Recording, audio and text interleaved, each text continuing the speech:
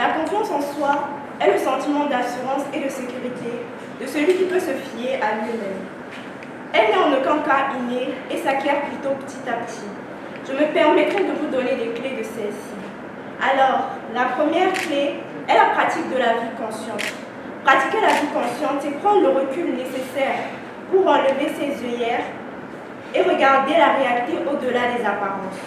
Cela implique de chercher à mieux se connaître, se comprendre en étant plus à l'écoute de soi, de ses pensées et émotions. Cependant, pratiquer la vie consciente demande un esprit globalement actif, un esprit qui cherche à apprendre de ses expériences positives comme négatives, en tenant compte de sa réalité interne afin de ne pas être étranger à soi-même. S'ensuit l'acceptation et l'affirmation de soi. C'est accepter ses sentiments, ses pensées, ses limites et s'opposer à ce qu'on déplore. Elle nous invite à acquérir une responsabilité de soi et exercer un certain contrôle sur soi. On devient maître et responsable de ses choix et actes. Elle implique de jouer carte sur table, d'oser bâtir des relations sur la confiance plutôt que sur la peur et la méfiance. Exceptionnellement, dans cette clé, vous devez identifier toutes les situations de communication dans lesquelles vous utilisez le pronom en utilisant plutôt le pronom je et observer la différence d'impact de votre discours. L'avant-dernière clé est la pratique de la vie axée sur un but.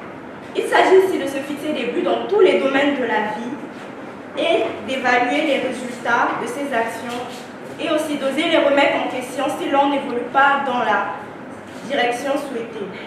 Attention, il ne s'agit pas de simplement souhaiter ou formuler des vœux, mais bien de mettre toute son énergie en action au service de ceux-ci. Ces objectifs ne doivent pas être forcément matériels. Ils peuvent nourrir désirs et valeurs. Et enfin, la quatrième et la dernière clé nous propose d'intégrer dans les comportements quotidiens des valeurs et convictions auxquelles on croit. Ce qui sous-entend qu'il y a de la cohérence entre ce qu'on pense, ressent et les comportements qu'on affiche. Sans cela, la confiance en soi s'érode.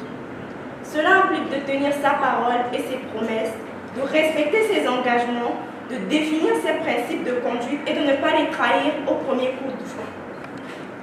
Parce que la confiance en soi est à la base de toute réussite. Parce qu'elle permet d'oser, d'expérimenter, d'avancer.